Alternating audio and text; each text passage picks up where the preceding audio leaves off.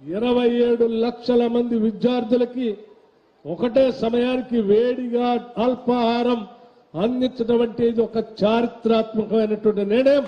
ఈ దేశ చరిత్రలోనే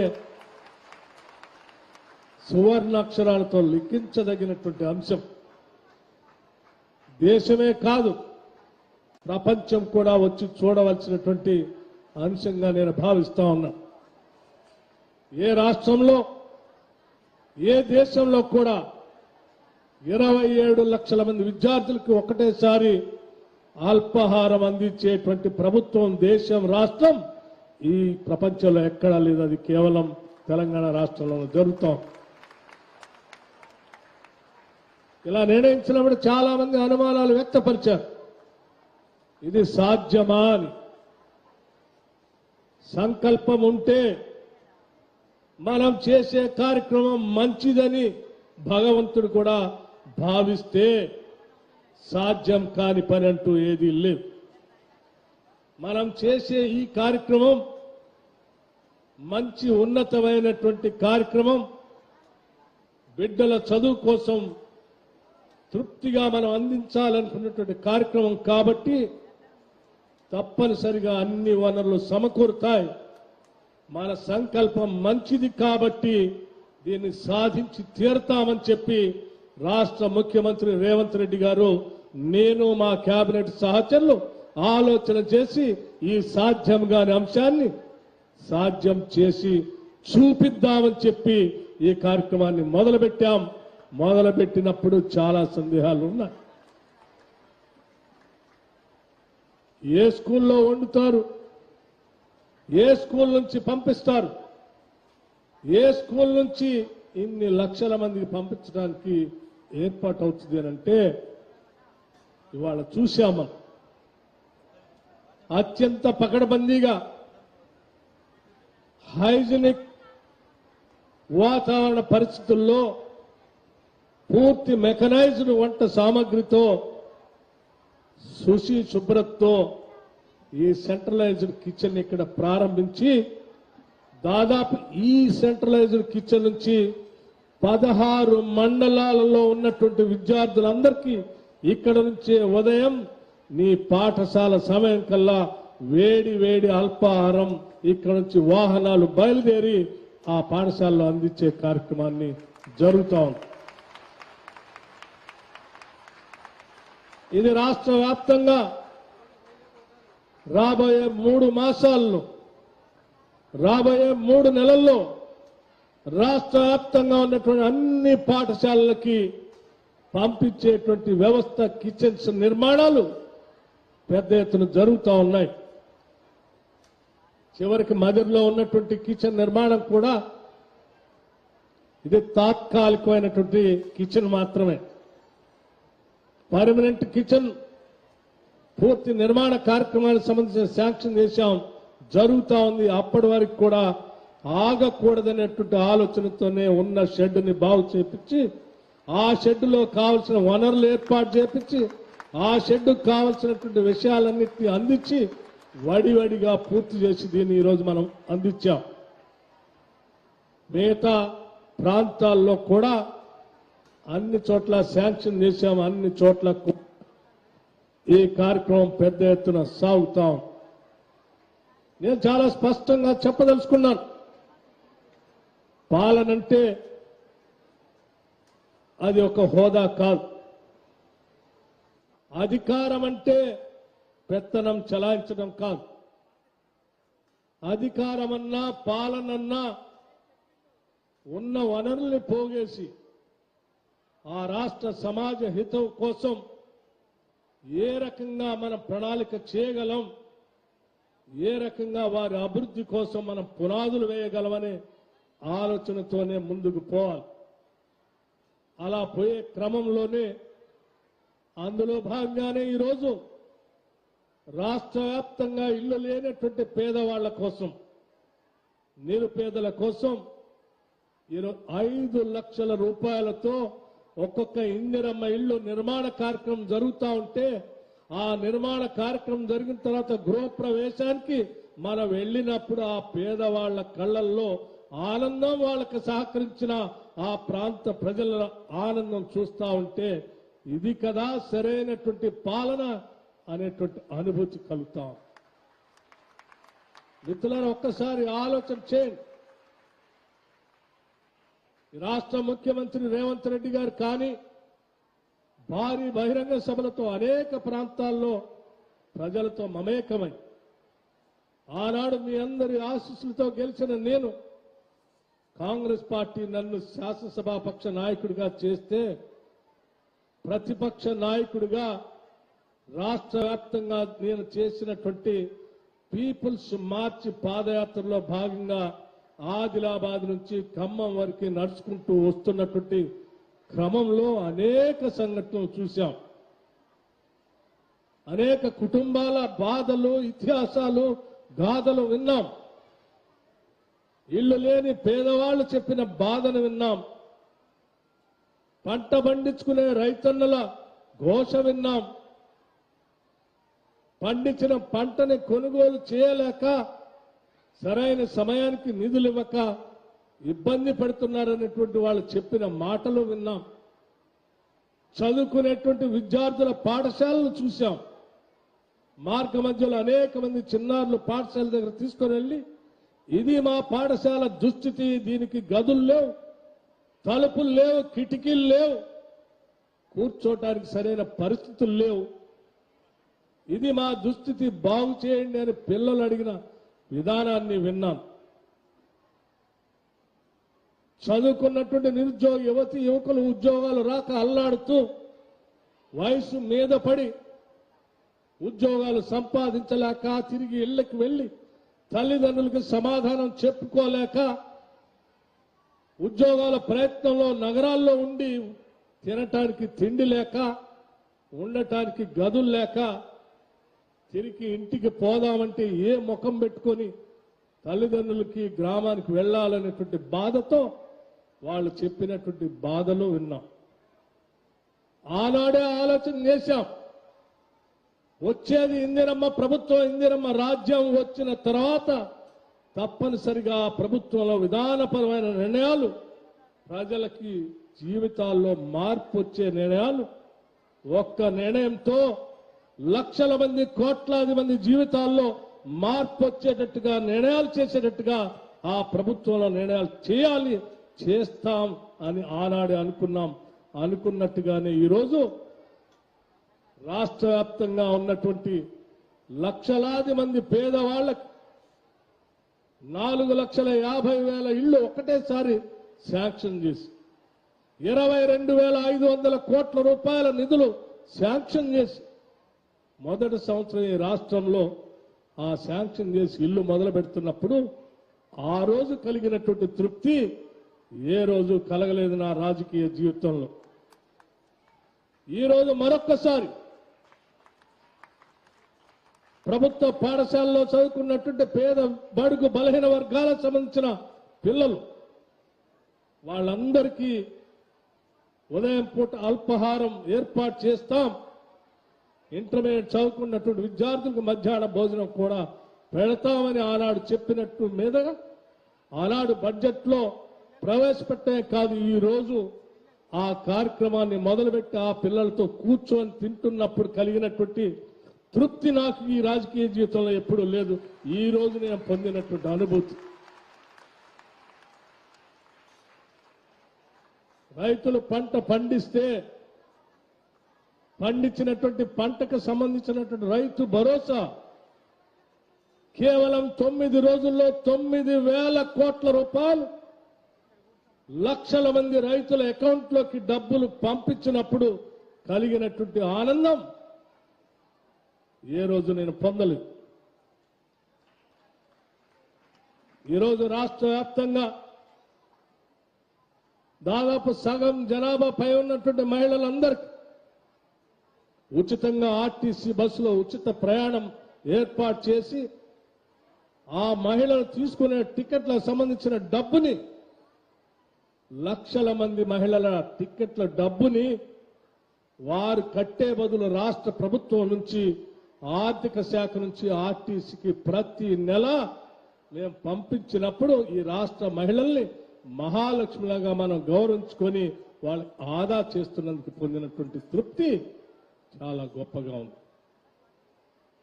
ఆర్థికంగా వాళ్ళు ఎదగాలని, ఆ ఎదుగుదలతో కుటుంబంలో ఉన్నటువంటి పిల్లలను చదివించుకొని కుటుంబాలు నిలబడే విధంగా మహిళలు ముందుకు రావాలని, వాళ్ళని కోటీశ్వరులు చేయాలని ఈ రాష్ట్ర ముఖ్యమంత్రి అనేక సందర్భాల్లో ప్రకటిస్తే ఆ ప్రకటన నిజం చేయటం కోసం సంవత్సరానికి 20,000 కోట్ల రూపాయలు వడ్డీ లేని రుణాల్ని బ్యాంకు లింకేజ్ ద్వారా మహిళలకు ఇప్పిస్తామని చెప్పినప్పుడు రాష్ట్ర వ్యాప్తంగా అందరూ నవ్వారు. ఇది సాధ్యమా అని.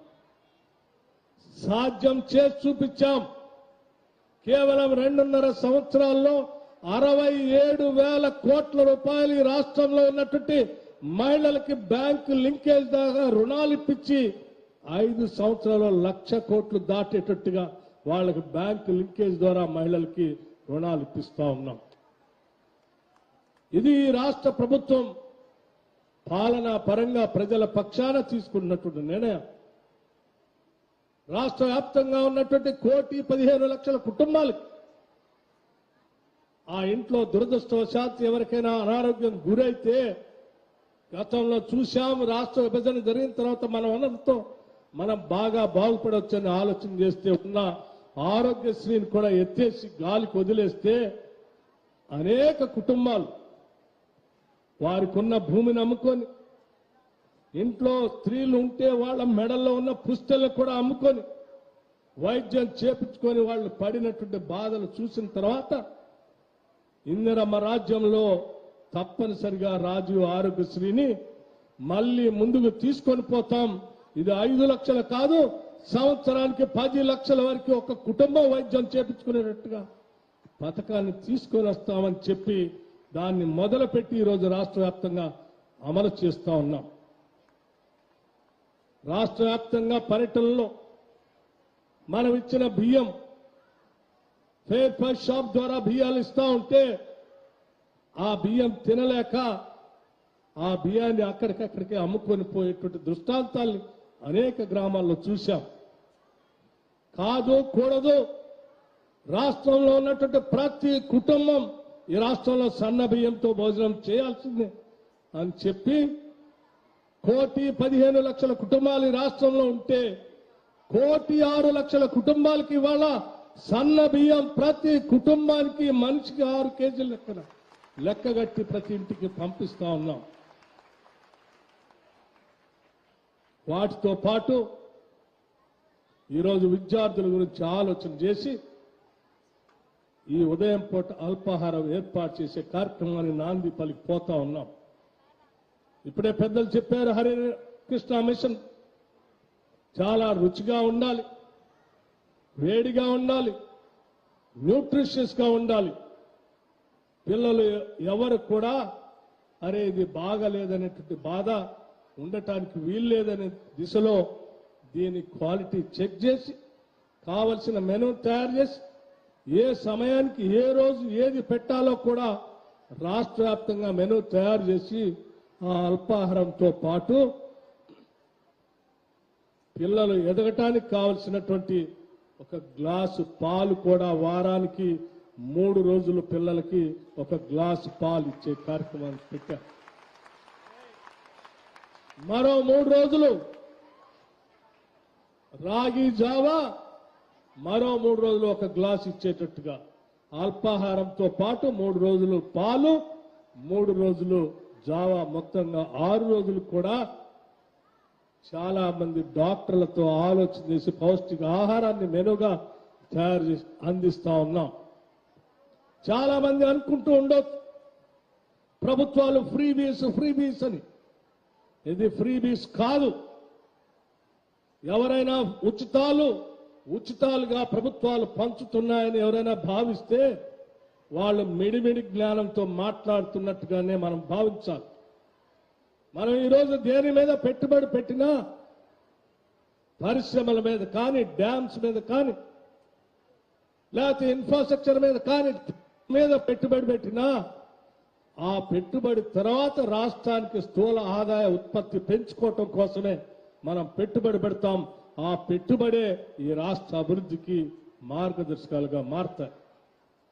ఈరోజు ఉచితాలని పిల్లలకి ఉదయం పూట అల్పాహార విందు కానీ, లేకపోతే పిల్లలకు మధ్యాహ్న భోజన పథకం కానీ, లేకపోతే సమాజంలో ఉన్నటువంటి పేదవాళ్ళకి రాజీవ్ ఆరోగ్యశ్రీ పథకం కానీ, ఇల్లు లేనటువంటి వాళ్ళకి ఇందిరమ్మ ఇల్లు కానీ, లేకపోతే అందరికీ సన్నబియ్యం ఇచ్చే పథకం కానీ, లేకపోతే మహిళలందరూ ఆర్టీసీలో ఉచితంగా తిరిగే పథకం కానీ, ఏ పథకం తీసుకున్నా ఇవి ఉచితాలు కాదు. ఈ రాష్ట్రంలో ఉన్నటువంటి కుటుంబాలు ఆర్థికంగా ఆరోగ్యంగా ఎదగటానికి ఈ రాష్ట్ర ప్రభుత్వం పెడుతున్నటువంటి పెట్టుబడిగానే చూడాలి. ఎప్పుడైతే ఆరోగ్యంగా ఉంటారో మనుషులు అప్పుడు ఉత్పత్తి పెరుగుతుంది. ఎప్పుడైతే అనారోగ్యంగా ఉంటారో కుటుంబాలు ఉత్పత్తి తగ్గటమే కాదు, ఆ కుటుంబం మీద సమాజం మీద భారంగా మారతారు వారు. ఎప్పుడైతే చదువుకున్నటువంటి విద్యార్థులు మేధస్సు ఎదుగుతారో వాళ్ళు ఈ రాష్ట్ర అభివృద్ధికి వజ్రాల్లాగా మారతారు. చదువు లేకుండా ఆ మెదడు ఆగిపోతుందో అప్పుడు రోజువారీ కూలి 100 రూపాయలకో 200 రూపాయలకో వాళ్ళు మారి ఈ రాష్ట్ర అభివృద్ధిలో వాళ్ళ వాటా తగ్గిపోతుంది. అదే వాళ్ళు కంప్యూటర్ సైంటిస్ట్ గానో ఇంజనీర్ గానో డాక్టర్ గానో ఒక లాయర్ గానో ఎదిగితే రోజుకి 1000 రూపాయల ఆదాయం సంపాదించి ఆ ఆదాయంతో రాష్ట్ర స్థూల ఉత్పత్తికి పెద్ద ఎత్తున ఉపయోగపడతారు. ఆరోగ్యంగా పెరిగేటువంటి మానవ వనరులు ఈ రాష్ట్ర అభివృద్ధికి పెద్ద ఎత్తున ఉపయోగపడతారు. ఆ ఉపయోగపడేటువంటి పెట్టుబడిని దయచేసి ఫ్రీబీస్ గా ఎవరు భావించవద్దు. ఈ రాష్ట్ర అభివృద్ధి కోసం రాష్ట్ర ప్రణాళికాబద్ధంగా ఈ రాష్ట్ర ప్రభుత్వం చేస్తున్న పెట్టుబడిగా చూడాలి చెప్పి సవినయంగా నేను మనవి చేస్తా ఉన్నాను. కొంతమంది కోహనా మేధావులు చాలా మంది రాస్తా ఉంటారు, ప్రభుత్వాలు ఉచితాలు పేరు మీద దోబరా చేస్తున్నారని. కాదు దోబరా, ఇదే అసలైన పెట్టుబడి. దీనితో పాటు మిగతా వాటి మీద పెట్టుబడి ఉన్నప్పుడే రాష్ట్రం సమగ్రంగా సమతుల్యంగా ఎటువంటి విభేదాలు లేనటువంటి సమాజ నిర్మాణం జరగటానికి, సమసమాజ స్థాపన జరగటానికి పెద్ద ఎత్తున ఉపయోగపడుతుంది. కాబట్టే ఇందిరమ్మ ప్రభుత్వం కాంగ్రెస్ ప్రభుత్వం ఆలోచన చేసి వేల కోట్ల రూపాయలు ఖర్చు అయినప్పటికీ కూడా రూపాయి పోగేసి ఈ రాష్ట్ర జనాభా కోసం ప్రజల అభివృద్ధి కోసం ఈ కార్యక్రమాలు చేపట్టాం. అందుకే ఆలోచన చేశాం. ఈరోజు రాష్ట్ర వ్యాప్తంగా ఏ రాష్ట్రంలో లేనటువంటి స్థాయిలో ప్రపంచంతో పోటీ పడేటట్టుగా international English medium international standards తో అనేక రకాలైనటువంటి ఫెసిలిటీస్ తో ఒక్కొక్క శాసనసభ నియోజకవర్గంలో దాదాపు 200 కోట్ల రూపాయలతో young India international school, young India integrated schools ని ఈరోజు మనం మొదలుపెట్టాం. ప్రతి శాసనసభ నియోజకవర్గంలో ఈరోజు వడివడిగా పనులు సాగుతా ఉన్నాయి. దాదాపు 2600 మంది విద్యార్థులు, SC ST BC minority OC విద్యార్థులందరూ కలిసి ఒక వసుదైక కుటుంబంలాగా చిన్ననాటి నుంచే చదువుకునేటువంటి ఒక ప్రపంచంతో పోటీ పడేటువంటి విద్యా వ్యవస్థ, డిజిటల్ ఎడ్యుకేషన్ తో young India integrated residential schools ఈరోజు రాష్ట్రంలో రాబోతా ఉన్నాయి. మన మధ్య శాసనసభ నియోజకవర్గంలో కూడా బోనకల్ మండలం లక్ష్మీపురంలో నెక్స్ట్ అకాడమిక్ ఇయర్ కల్లా దాన్ని ప్రారంభోత్సవం చేసి రాష్ట్ర వ్యాప్తంగా అన్ని శాసనసభ నియోజకవర్గాల్లో మొదలుపెట్టే కార్యక్రమం చేపడతా ఉన్నాం. రాష్ట్ర వ్యాప్తంగా ఉన్నటువంటి ప్రతి శాసనసభ నియోజకవర్గంలో ఒక్కొక్క నియోజకవర్గానికి తెలంగాణ పబ్లిక్ స్కూల్స్ అని రాష్ట్ర ముఖ్యమంత్రి రేవంత్ రెడ్డి గారు ప్రకటించి విద్యాశాఖను వారు చూస్తా ఉన్నారు. వారు ఇప్పటికే తెలంగాణ పబ్లిక్ స్కూల్స్ ని ప్రకటించి ముందుకు పోతున్నటువంటి విషయం కూడా తెలుసు. విద్యా వైద్యం పైన దృష్టి సారించి పెద్ద ఎత్తున నిధులు వెచ్చించి ఈరోజు రాష్ట్ర ప్రభుత్వం ముందుకు పోతాం. ఏ సమాజం, ఏ రాష్ట్రం అయితే విద్య పైన వైద్యం పైన కనీస అవసరాలపైన దృష్టి సారించి పాలన అందిస్తుందో ఆ రాష్ట్రం కేవలం ఆ దేశంలో ఉన్నటువంటి రాష్ట్రాలతో కాదు, అభివృద్ధి చెందినటువంటి దేశాలతో కూడా పోటీ పడేటువంటి పరిస్థితులు ఏర్పడతాయి. మీరందరూ దీవించి గెలిపించి పంపించిన మీ శాసనసభ్యుడిగా ఈరోజు రాష్ట్రంలో నాకు ఉప ముఖ్యమంత్రిగా ఆర్థిక శాఖను చూసేటువంటి అవకాశం నాకు కలిగింది. నాతో పాటు రాష్ట్ర ముఖ్యమంత్రి రేవంత్ రెడ్డి గారు కొడంగల్ శాసనసభ నియోజకవర్గం నుంచి ప్రాతినిధ్యం వహిస్తూ వారితో పాటు ఈ కేబినెట్ లో ఉన్నటువంటి ఇతర మంత్రివర్గ సహచరులు మేమందరం గ్రామీణ ప్రాంతాల నుంచి వచ్చినటువంటి వ్యక్తులమే. గ్రామం ఏంటో, రైతులు ఏంటో, రైతు కూలీల పరిస్థితి ఏంటో, మహిళల పరిస్థితి ఏంటో, ప్రభుత్వ పాఠశాలలో చదువుకునేటువంటి విద్యార్థుల పరిస్థితి ఏంటో తెలిసినటువంటి వ్యక్తులుగా ఆలోచన చేస్తా ఉన్నాం. మనకు వచ్చినటువంటి ఈ అవకాశాన్ని దోబరాగా సమయం వెచ్చించకుండా ప్రతి క్షణం ఉరుకుల పరుగులతో ప్రతి రూపాయి పోగేసి ఈ రాష్ట్ర అభివృద్ధి కోసం మనం పడినటువంటి ఇబ్బందులు మన భవిష్యత్తులో మన పిల్లలు పడకూడదు. ఒక అద్భుతమైనటువంటి సమాజ నిర్మాణం కోసం మనం ఈరోజు పునాదులు వేయాల్సినటువంటి అవసరం ఉందనే ఆలోచనతో మేమందరం ముందుకు పోతా ఉన్నాం. అందులోంచి వచ్చినాయే ఈ young India integrated residential schools కానీ, తెలంగాణ పబ్లిక్ స్కూల్స్ కానీ, లేకపోతే మల్టీ సూపర్ స్పెషాలిటీ హాస్పిటల్స్ కానీ, లేకపోతే అనేక గ్రామీణ ప్రాంతాల్లో మొదలుపెట్టేటువంటి హెల్త్ సబ్ సెంటర్స్ కానీ, లేకపోతే రెసిడెన్షియల్ స్కూల్స్ లో 200% కాస్మెటిక్ ఛార్జెస్ పెంచడం కానీ, లేకపోతే రెసిడెన్షియల్ స్కూల్స్ లో 10 సంవత్సరాలు డైట్ ఛార్జెస్ పెంచకపోతే 40% పెంచి పిల్లల చదువు కోసం వెచ్చించిన విధానం కానీ, లేకపోతే రాష్ట్రంలో పండిస్తున్నటువంటి పంటకి రైతాంగ సోదరులు పండించినటువంటి ప్యాడీకి సన్న ఒడ్లకి 500 రూపాయల బోనస్ ఇచ్చే విధానం కానీ, లేకపోతే మీరు పండించినటువంటి మొక్కజొన్నని ఈ దేశంలో ఏ రాష్ట్రం కొనపైనా మన రాష్ట్రంలో పండించిన రైతుల మొక్కజొన్నని కొనాలని ఆలోచన చేసి ఆర్థికంగా ఇబ్బందులున్నా కానీ కొనుగోలు చేసిన విధానం కానీ, ఇవన్నీ కూడా కేవలం ఈ రాష్ట్ర అభివృద్ధి కోసం మేము కలలుగంటూ చేస్తున్నటువంటి పనులు మాత్రమే అని చెప్పి మీ అందరికీ నేను సవినయంగా మనవి చేస్తాను. ముఖ్యంగా మధుర శాసనసభ నియోజకవర్గ ప్రజలకి, ఓటర్లకి నేను మనస్ఫూర్తిగా కృతజ్ఞత తెలియజేస్తా ఉన్నాను. ఇటువంటి పనులు చేయటానికి మీ అందరూ ఆశీర్వదించి నాకు ఓటేసి గెలిపించి పంపిస్తే కాంగ్రెస్ పార్టీ నాకు ఒక అవకాశం ఇచ్చింది. ఈ అవకాశాన్ని తప్పనిసరిగా ఈ రాష్ట్ర అభివృద్ధి కోసం మధుర శాసనసభ నియోజకవర్గంలో ఉన్నటువంటి ప్రతి ఓటర్ కూడా తలెత్తుకొని గర్వంగా మా ప్రతినిధి ఈ రాష్ట్ర హితం కోసం పని చేస్తున్నాడు, పని చేయాలని మేము ఆశీర్వదించి పంపించాం, అతను పని చేస్తున్నాడనే స్థాయిలో మీరు గర్వంగా ఉండే స్థాయిలోనే ఈ రాష్ట్ర ప్రభుత్వం యొక్క పనులు ఉంటాయి అని నేను చాలా స్పష్టంగా చెప్పడానికి సంతోషిస్తా ఉన్నాను. మిత్రులందరికీ ఒకటే మనవి, ఈరోజు రాష్ట్ర వ్యాప్తంగా జరుగుతున్నటువంటి ఈ అభివృద్ధి కార్యక్రమాలు, లేకపోతే ఈ ఉదయం పూట అల్పాహార కార్యక్రమం చాలా మంది భావిస్తుండొచ్చు కేవలం మదిరలోనే జరుగుతుందేమని. కాదు, ఈ అల్పాహార కార్యక్రమం రాష్ట్ర వ్యాప్తంగా అమలు చేస్తా ఉన్నాం. ఇప్పటికే కొడంగల్లో మొదలైంది, ఈరోజు మదిరలో మొదలైంది, రేపు సింగరేణిలో మొదలవుతుంది, వైరా శాసనసభ నియోజకవర్గంలో, ఆ తర్వాత సత్తుపల్లిలో మొదలవుతుంది. అన్ని ప్రాంతాల్లో కూడా రాష్ట్ర వ్యాప్తంగా అటు ఆదిలాబాద్ నుంచి మొదలు పెడితే అన్ని ఈ 27 లక్షల మంది ప్రభుత్వ పాఠశాల విద్యార్థులకి ఈ కేవలం రాబోయే 3 నెలల్లో ఈ పథకాన్ని పూర్తిగా, అంటే కిచెన్స్ కట్టాలి, ఆ కిచెన్స్ లో మెకనైజ్డ్ ఈ వంట సామాగ్రి ఏర్పాటు చేసుకోవాలి, వాహనాలు ఏర్పాటు చేసుకోవాలి. ఈ వ్యవస్థ అంతా వ్యవస్థీకృతం చేసుకునే కార్యక్రమంలో భాగంగా ప్రభుత్వంతో పాటు Hare Krishna Hare mission charitable trust వాళ్ళు కూడా ముందుకు వచ్చి ఈ ప్రభుత్వం ప్రవేశపెట్టినటువంటి ఉదయం పూట అల్పాహారం కార్యక్రమానికి మా వంతుగా మేము కూడా సహాయ సహకారాలు అందిస్తారని ముందుకు వచ్చినందుకు వారికి కూడా నా హృదయపూర్వకమైనటువంటి ధన్యవాదాలు రాష్ట్ర ప్రభుత్వం తరఫు నుంచి తెలియజేస్తా ఉన్నాం.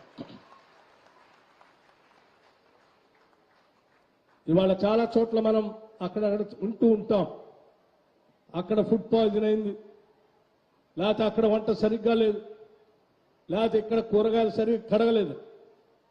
వాటన్నిటికీ సమాధానం ఈరోజు మనం మదర్లో చూసినటువంటి సెంట్రలైజ్ కిచెన్ లో చూస్తున్నటువంటి మెషినరీ, అక్కడ ఉన్నటువంటి హైజీనిక్ కండిషన్స్, వండే విధానం చూస్తే వీటన్నిటికీ సమాధానం ఇది. రాబోయే రోజుల్లో ఈవెన్ రెసిడెన్షియల్ స్కూల్స్ లో కూడా మెకనైజ్డ్ కిచెన్స్, ఇటువంటి వంట కిచెన్స్ ని ఏర్పాటు చేయడానికి రాష్ట్ర ప్రభుత్వం ఇప్పటికే నిర్ణయం తీసుకుంది. భవిష్యత్తులో ఎటువంటి అన్హైజీనిక్ కండిషన్స్ ఏ రెసిడెన్షియల్ స్కూల్లో ఉండవు అని చెప్పడానికి కూడా నేను సంతోషిస్తా ఉన్నాను. పిల్లలందరూ ఈ సందర్భంగా రాష్ట్ర వ్యాప్తంగా ఉన్నటువంటి లక్షలాది మంది విద్యార్థులందరికీ మీ తల్లిదండ్రులు ఎంత బాధ్యతతో, ప్రేమతో, ఆప్యాయంగా మిమ్మల్ని బడికి పంపించి మీరు చదివించి మీరు ఎదిగి ఆ కుటుంబానికి, ఆ గ్రామానికి, ఆ సమాజానికి, రాష్ట్రానికి ఎదగాలి, ఒక మార్గదర్శకం చూపించాలని వాళ్ళు కలలు కంటున్నారో అదే స్థాయిలో ఈ రాష్ట్ర ప్రభుత్వం కూడా కలలు కంటూ ఉంది. మీరు ఎదగాలి, మీరు ఎదగాలి, మీరు ఎదగాలి, ఉన్నత స్థానాలకి చేరాలి. మీరు చేరినటువంటి ఉన్నత స్థానాల నుంచి ఈ రాష్ట్రంలో కాదు, దేశంలో కాదు, ప్రపంచంలో ఎక్కడ ఉన్నా నేను తెలంగాణ రాష్ట్రంలో పుట్టి చదువుకొని వచ్చిన విద్యార్థిని ఈ స్థాయికి ఎదిగించడానికి ఆ ప్రభుత్వం నాకు ఎంతో సహకరించింది. నేను కూడా ఆ రాష్ట్రానికి నా శాయశక్తుల ఏదో సహాయం చేస్తాననే స్థాయికి మీరు ఎదగాలని చెప్పి మనస్ఫూర్తిగా కోరుకుంటూ I wish you all the best. Singareni college సంబంధించిన జిఎం కిరణ్ కుమార్ గారికి, సుడా చైర్పర్సన్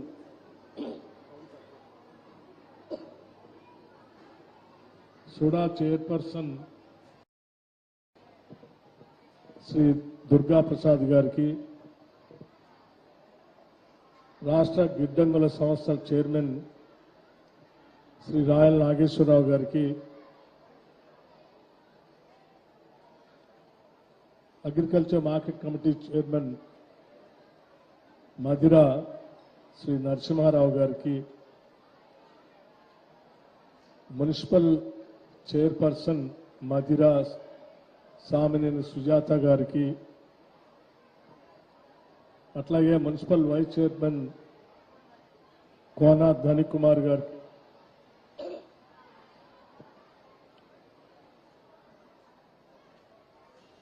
పదకొండవ వార్డు కౌన్సిలర్ గద్దల మాధురి గారికి, జిల్లా కలెక్టర్ శ్రీ దివాకర్ గారికి, Madhira municipal corporation commissioner Samuel గారికి, ఖమ్మం డిఈఓ సదానందం గారికి, ఇతర జిల్లా అధికారులకి, వేదిక మీద ఉన్నటువంటి ఇతర ప్రజాప్రతినిధులకి, ఎదురుగా కూర్చున్నటువంటి అనేక మంది రాజకీయ నాయకులకి, పెద్దలకి, శ్రేయోభిలాషులకి, అధ్యాపకులకి, పాత్రికేయ మిత్రులకి, పాఠశాల విద్యార్థులకి, వారి శ్రేయోభిలాషులకి అందరికి కూడా ముందుగా నా హృదయపూర్వకమైనటువంటి నమస్కారాలు.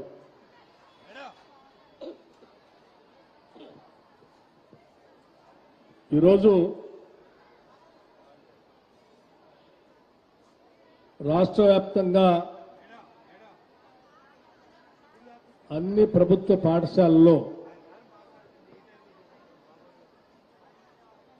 ఉదయం పూట అల్పాహారం ఫస్ట్ పథకం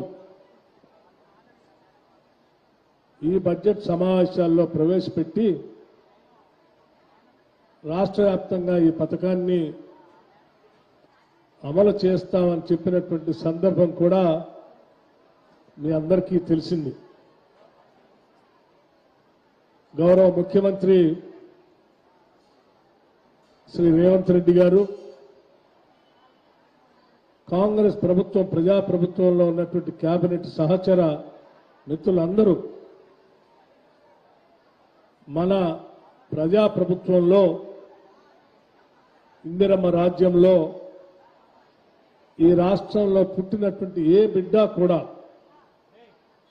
అర్ధాకలతో పాఠశాలకు వెళ్ళకూడదు. ఈడ పుట్టిన ప్రతి బిడ్డ ఈ రాష్ట్ర భవిష్యత్తు, వారి భవిష్యత్తే మన భవిష్యత్తు. అటువంటి బిడ్డల భవిష్యత్తు కోసం మనకి ఎన్ని ఆర్థిక ఇబ్బందులు ఉన్నప్పటికీ కూడా మన బిడ్డలు పాఠశాలకు వచ్చి చదువుకునేటప్పుడు సంతృప్తికరంగా ఉదయం పూట బ్రేక్ఫాస్ట్ చేసి, అది కూడా రుచికరమైన శుచి శుభ్రతతో కూడిన న్యూట్రిషియస్ ఫుడ్ని మనం అందించాలని చెప్పి ఈ కేబినెట్ చేసిన నిర్ణయం మేరకు బడ్జెట్లో ఈ పథకాన్ని ప్రవేశపెట్టడం జరిగింది. ఆర్థిక శాఖను చూస్తున్నటువంటి నేను ఈ బడ్జెట్లో దీన్ని ప్రవేశపెట్టినప్పుడు చాలా స్పష్టంగా చెప్పాం. ఈ రాష్ట్రంలో ఏ బిడ్డ కూడా అర్ధాకలతో పాఠశాలకు వెళ్ళటానికి వీల్లేదు. ఎంటీ స్టమక్తో పాఠశాలకు వచ్చి ఆ ఉపాధ్యాయుడు చెప్పేటువంటి పాఠాలు అర్థం కాక ఆకలితో సతమతమవుతూ ఉపాధ్యాయులు చెప్పేటువంటి బోధన పైన కాన్సన్ట్రేషన్ చేయలేక చివరికి పరీక్షల సమయానికి వచ్చేవారికి మిగతా విద్యార్థులతో పోటీ పడలేక ఇబ్బంది పడుతున్నటువంటి మానవ వనరుల సంఖ్య మన ప్రభుత్వ పాఠశాలలో పెద్ద ఎత్తున ఉంది. మానవ వనరులు మన రాష్ట్ర సంపద. సహజ వనరులు ఎంత అవసరమో ఏ రాష్ట్ర అభివృద్ధికైనా